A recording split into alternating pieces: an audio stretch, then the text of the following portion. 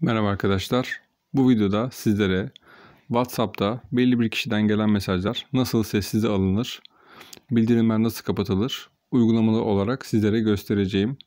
Dilerseniz bu videoyu kolayteknolojikbilgiler.com sitesinden de izleyebilirsiniz. Öncelikle WhatsApp açıyorum arkadaşlar. Bir test kişisinden mesaj yolluyorum şu anda.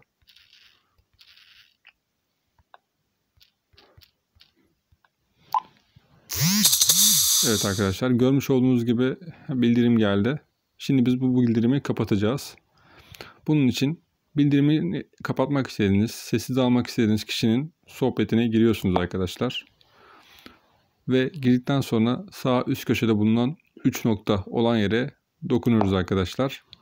Burada bakın aşağıda bildirimleri sessize al yazıyor. Bildirimleri sessize al yazan yere dokunuyoruz. Burada bildirimleri ne kadar süre sessize almanız gerektiğini seçiyorsunuz arkadaşlar. Dilerseniz 8 saat, dilerseniz 1 hafta veya her zaman seçebilirsiniz. Burayı ben örnek olması için 8 saat işaretliyorum. Siz kendinize hangisi uyuyorsa onu seçebilirsiniz. Dilerseniz de bildirimleri göster deyip yukarıdan bildirim geldiği zaman, mesaj geldiği zaman görmenizi sağlayabilirsiniz. Tamam seçtim arkadaşlar. Şimdi gelen mesajı siliyorum. Tekrar aynı kişiden bir mesaj yollayacağım. Bakalım bildirim ve ses gelecek mi? Evet arkadaşlar, ne ses geldi ne de herhangi bir yukarıdan bildirim geldi. İşlemlerimiz bu kadar.